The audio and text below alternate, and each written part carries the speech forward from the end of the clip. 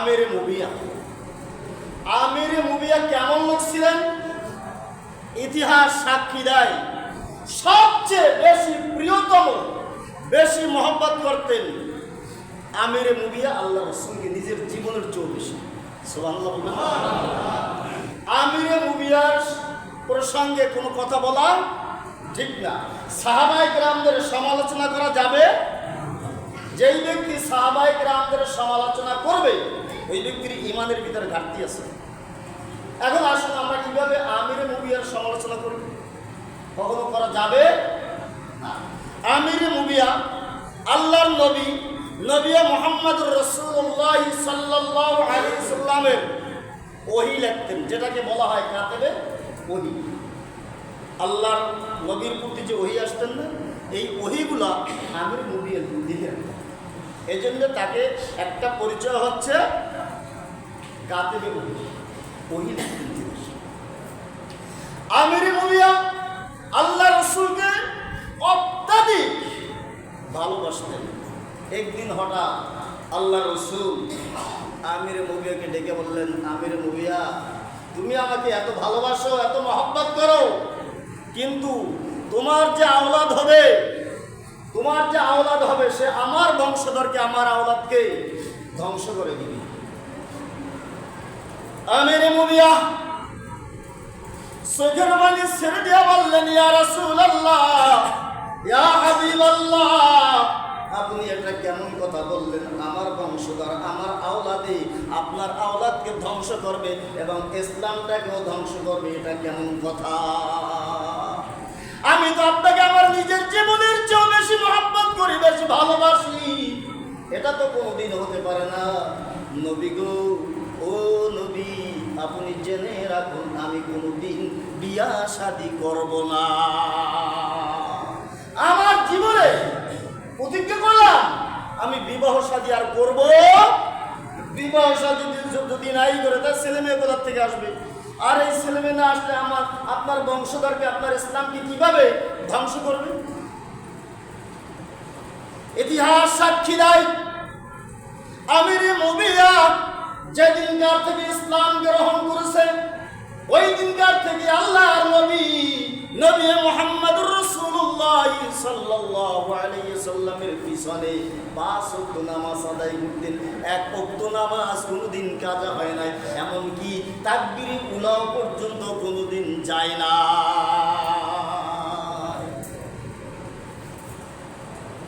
তাকবীরে উলা তাও কোনোদিন তার ফৌত হয় না। আমরা তো নামাজ পড়তে আসি কোনো রকম আসি, কথা ঠিক কিনা? আসি সবাই, শেষে যাই সবাই,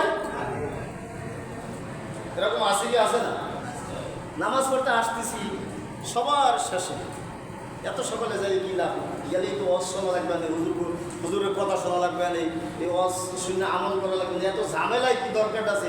যাই তো সবাই শেষে। মসজিদে যাবো সবার শেষে, মসজিদ থেকে বের হবো সবার আগে।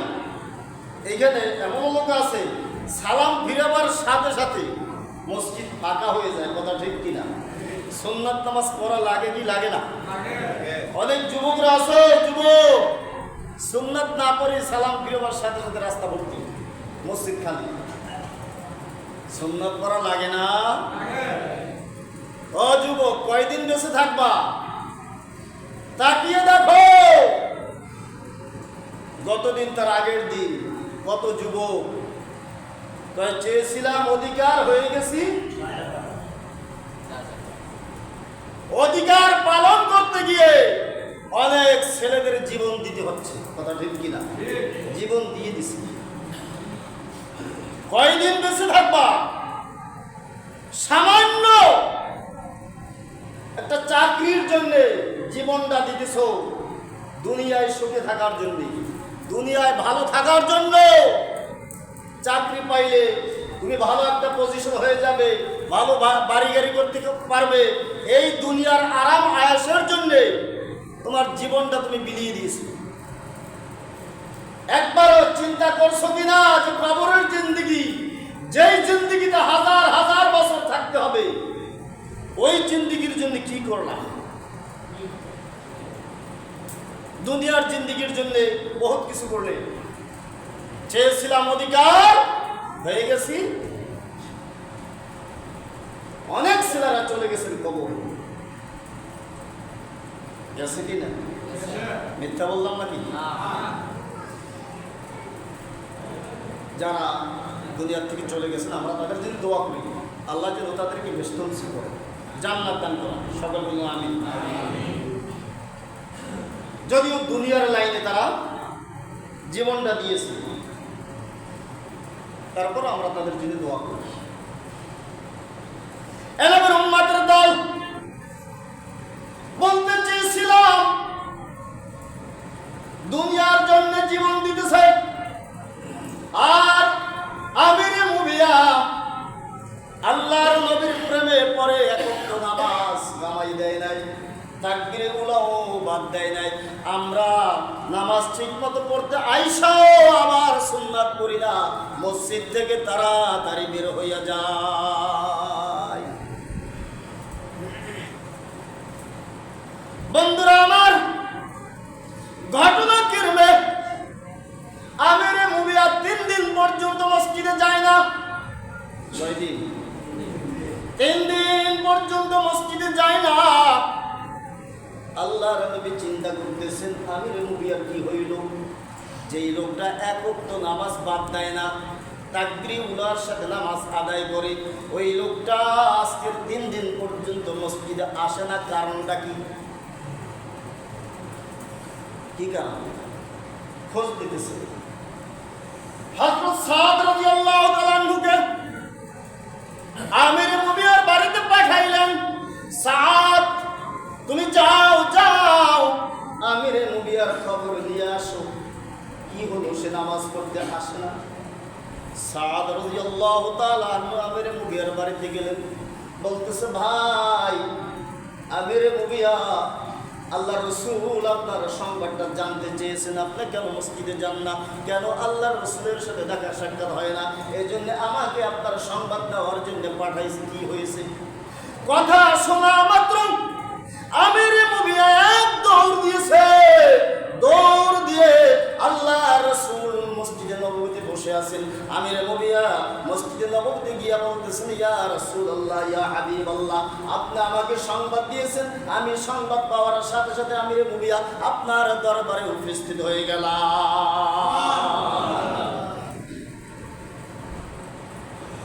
আর আমাগো মুসল্লিগো যদি 5 বার বলা হয় ভাই মসজিদে যান না কেন, হুজুর ঝামেলা আছে, আপনাকে তো মোল্লা কাম খালি আজান দিবেন না নামাজ পড়বেন, আমাকে বহুত ঝামেলা আছে, বুঝবেন না যে ঝামেলার কথা। কি ঝামেলা আছে? ঝামেলা, ব্যস্ত আছি।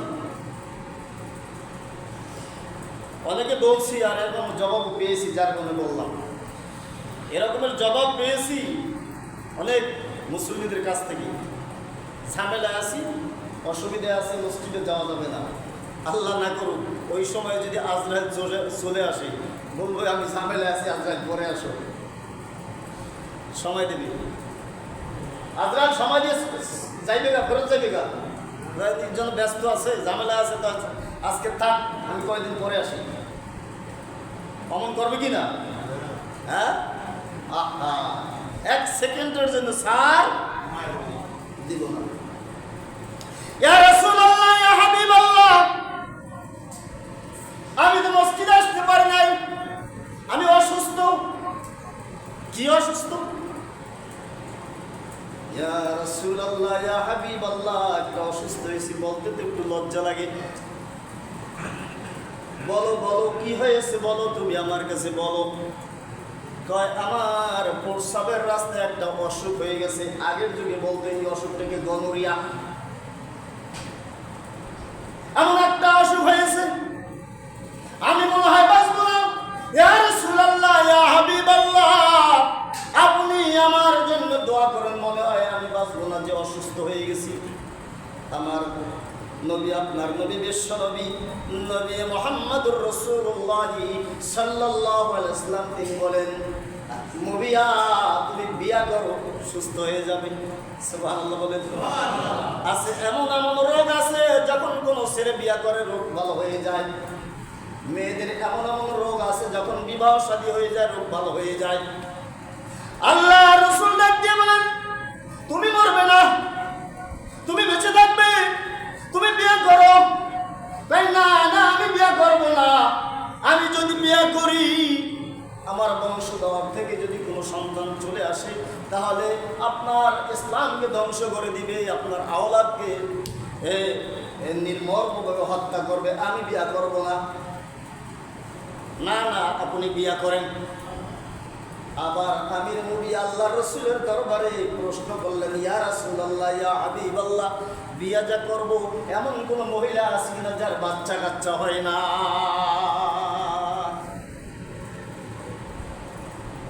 আখির জামানার পয়গম্বর নবী মুহাম্মদ রাসূলুল্লাহ সাল্লাল্লাহু আলাইহি সাল্লাম জবাব দিলেন, যাদের যেই মহিলাদের বয়স 50-এর উপরে হয়ে গেছে তাদেরকে বিয়ে করলে বাচ্চা কাচ্চা হবে না। আছে না এরকম?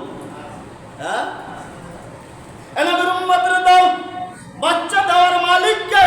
আল্লাহ। দেখবেন দুনিয়ার জমিনে লক্ষ লক্ষ নয় কোটি কোটি টাকার মালিক আছে, আল্লাহ তাকে একটাও বাচ্চা দেয় না। আছে কিনা? আছে।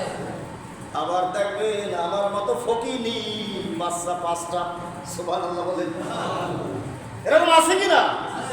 হ্যাঁ, গরিব মানুষ আল্লাহ বাচ্চা দিয়ে দিচ্ছে অনেক, খাওয়াইবার মালিককে কোন মানুষে খাওয়াইতে পারে না, খাওয়াইবার মালিক একমাত্র আল্লাহ। নবী গো, এমন মেয়ে মহিলাদেরকে বিয়ে করবো যেই মহিলাদের কোনো বাচ্চা হয় না। এমনি একজন মহিলা বের করলো, বিবাহ শাদী হয়ে গেল, সংক্ষেপ করে দিচ্ছি, 3 মাস না 4 মাস যাইতে যাইতে আমিরে মুমিয়ার স্ত্রীর গর্ভে সন্তান চলে আসছে। সুবহানাল্লাহ, সন্তান চলে আসছেন। এই সংবাদটা এখন পর্যন্ত আমার নবীর কাছে যায় নাই, আমিরে মুমিয়া বলে নাই। হঠাৎ করে একদিন ডাক দিয়েছে, মুবিয়া তোমার স্ত্রীর গর্ভে তো একজন সন্তান আসছে। মুবিয়া চিন্তা করলো, আমি তো এখন পর্যন্ত কারো কাছে বললাম না, আর আমার স্ত্রী তো নবীর কাছে আসে না, তাই নবী এই সংবাদটা কোথা থেকে পাইল? মুবিয়া তুমি শুনে নাও, তোমার স্ত্রী মনে মনে ওই সন্তানের নামও রেখে দিয়েছে ইয়াজিদ, আর তার একটা পুত্র সন্তান হবে, নাম রাখছে তোমার স্ত্রী মনে মনে ইয়াজিদ। আমিরে মুবিয়া দৌড় দিয়া ঘরের ভিতরে চলে গেলেন, স্ত্রীর কাছে প্রশ্ন করলেন, স্ত্রী তোমার গর্ভে যে সন্তান আসছে তুমি কি এই নাম রাখার ইচ্ছা করছো? না, কাহা আমি এই নাম রাখার ইচ্ছা করছি। তাই নবী আমার কিভাবে জানে?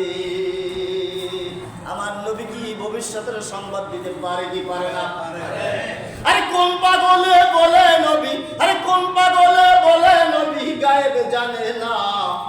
ইলমের শহর গো নবী শাহে মদিনা, বলেন ইলমের শহর গো নবী শাহে মদিনা। আমার নবী, আপনার নবী, বিশ্ব নবী নবী মুহাম্মদ রাসূলুল্লাহ সাল্লাল্লাহু আলাইহি সাল্লাম 1000 পূর্বে যে সমস্ত কথা বলে দিয়েছেন, কিয়ামত পর্যন্ত যে কথাগুলো বলে দিয়েছেন প্রত্যেকটা কথা বাস্তবায়িত হচ্ছে।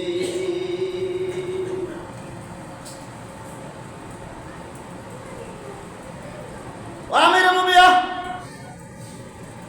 তোমার ওই সন্তান বড় হবে, আলেম হবে, মুফতি হবে, মুফাসসির হবে, তুমি জেনে রাখো। আর তোমার এই সন্তানের দ্বারাই আমার আওলাদ ধ্বংস হবে। ঠিক আছে হুজুর, আমি আর এই মদিনায় থাকবো না, আমি আর এই মদিনায় থাকবো না।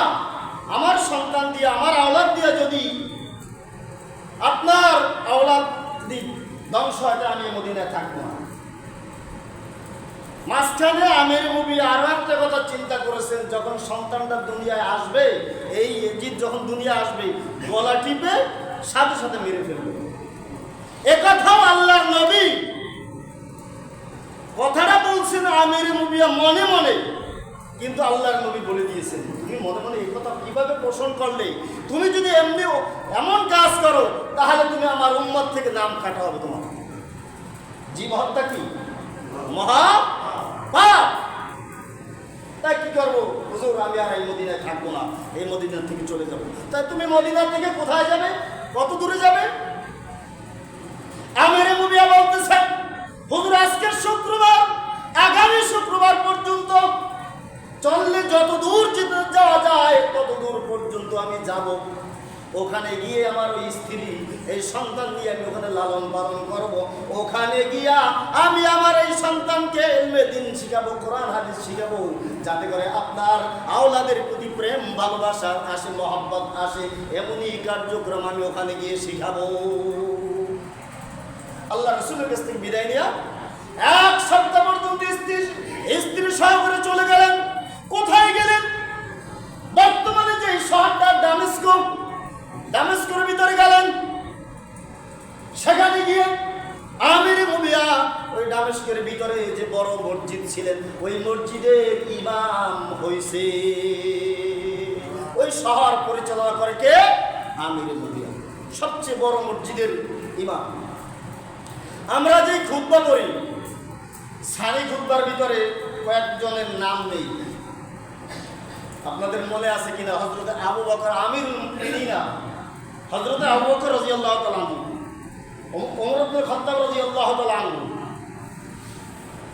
হযরত ওসমান রাদিয়াল্লাহু তাআলা আনহু, হযরত আলী রাদিয়াল্লাহু তাআলা আনহু, হযরত ফাতেমাতুজ জোহরা রাদিয়াল্লাহু তাআলা আনহু। এরপরে দুইটা শব্দ বলে আল হাসান ওয়াল হুসাইন সাইয়্যিদা শাবাবি আহলুল জান্নাহ। এই শব্দ দুইটা পড়ি, এই খুতবার ভিতরে এটা পড়ি, সানি খুতবার ভিতরে। এজিদ বড় হয়েছে, তার আব্বা আমির মুবিয়া খুতবা পড়তেছে। এজিদ বলতেছে আব্বা আপনি যে খুতবা পড়তেছেন, খুতবার ভিতরে আবু বকরের নাম বলেন অসুবিধা নাই, ওমরের নাম বলেন অসুবিধা নাই, ওসমানের নাম বলেন অসুবিধা নাই, আলীর নাম বলেন অসুবিধা নাই, ফাতেমাতুজ জোহরা রাদিয়াল্লাহু তাআলা আনহার নাম বলেন অসুবিধা নাই, কিন্তু শেষে যে দুইটা নাম বলেন আল হাসান ওয়াল হুসাইন রাদিয়াল্লাহু তাআলা আনহু, এই নাম দুইটার ভিতরে আমার ইশকাল আছে। এই নাম দুইটা আপনি বলতে পারবেন না। দুশমনি শুরু হয়েছে কিনা? হ্যাঁ, কেন পারবো না? হাসান হোসাইন আমার সমবয়সী, কি আমার সমবয়সী, ওদের চেয়ে আমি শিক্ষিত বেশি, ওদের চেয়ে আমি অনেক বড়।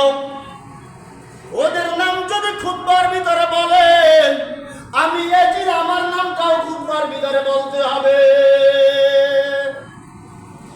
শত্রুতা কি শুরু হইতেছে? শুরু হয়ে গেছে। হযরত আমির মুবিয়া রাদিয়াল্লাহু তাআলা চোখের পানি ছেড়ে দিয়ে বলতেছেন বাবাজান, আমি আজকের থেকে ইমামতি ছেড়ে দিলাম, আমি আর ইমামতি করব না, আমি আবার আগের ওই মদিনায় চলে যাব। আবার মদিনায় যাব। এই এজিদ মদিনার সিংহাসনে বসে গেলেন। এখন সে কি একজন প্রধানমন্ত্রী, দামেস্কের ভিতরে সে একজন